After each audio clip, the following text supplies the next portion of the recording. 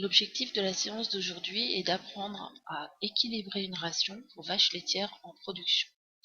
Autrement dit, il faut se demander si la ration correspond aux besoins de l'animal et aux objectifs de production.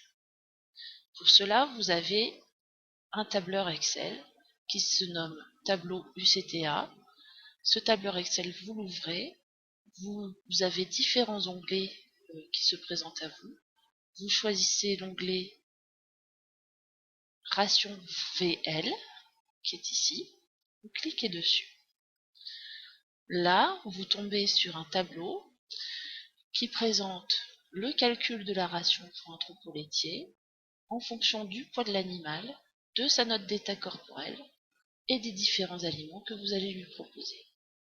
Il faut renseigner toutes les cases jaunes dans ce tableau. Les cases grises ne sont pas complétées, elles comportent des formules et les calculs vont se faire automatiquement. Alors, ici, on voit qu'un premier aliment a été enregistré. Il s'agit du foin. On a décidé qu'on apportait 6 kg de foin en poids brut. On a introduit les valeurs alimentaires du foin. 85% de matière sèche, encombrement 1 unité, énergie UFL 0,63, en PDIN 54 g, en PDIE 66 g. Les valeurs en phosphore et calcium n'ont pas été introduites. Nous discuterons de l'équilibre en phosphore et calcium lors d'une prochaine séance. On voit aussi que le regain a été enregistré. On suppose que l'animal va manger 7 kg de regain en poids brut, à 85% de matière sèche, une UEL, 0,84 UFL, 95 PDIN, 89 PDIE. Ce tableau nous permet de faire des calculs.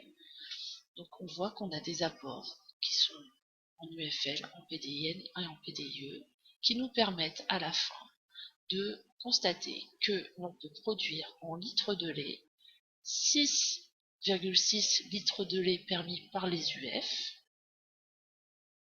8,3 litres de lait permis par les PDIN, et les PDIE permettent de faire 8,8 litres de lait. On constate qu'il y a un déséquilibre entre les litres de lait permis par les PDIN et les PDIE et les UF. En effet, la ration est déficitaire en UF.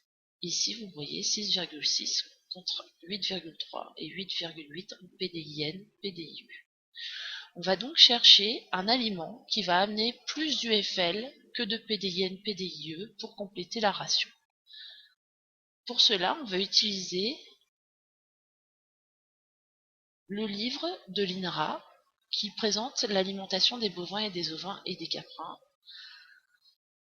Dans ce livre, à la page 263, on peut avoir la valeur alimentaire de différents aliments. J'ai ici fluoté la valeur alimentaire de l'orge.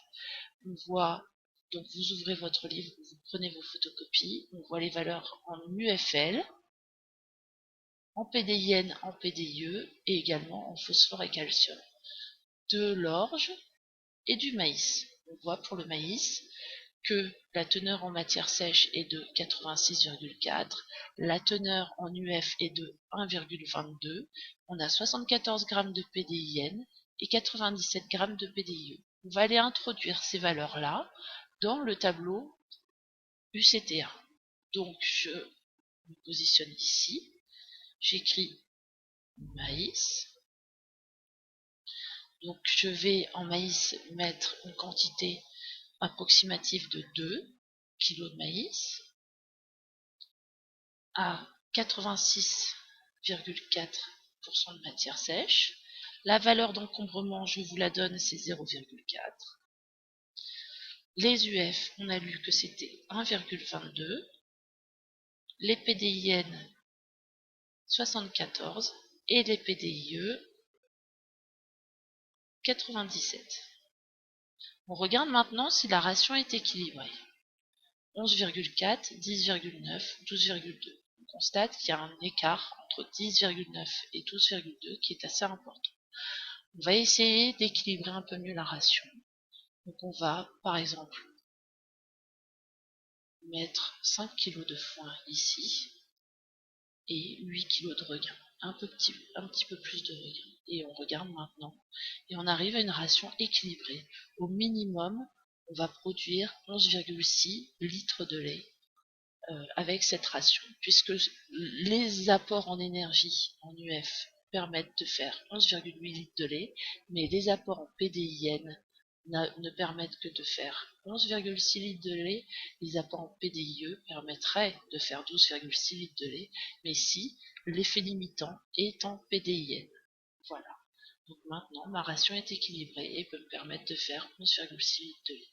C'est à vous de tâtonner au niveau ici du choix des aliments et des quantités distribuées de façon à obtenir une ration équilibrée qui permet de produire la quantité désirée.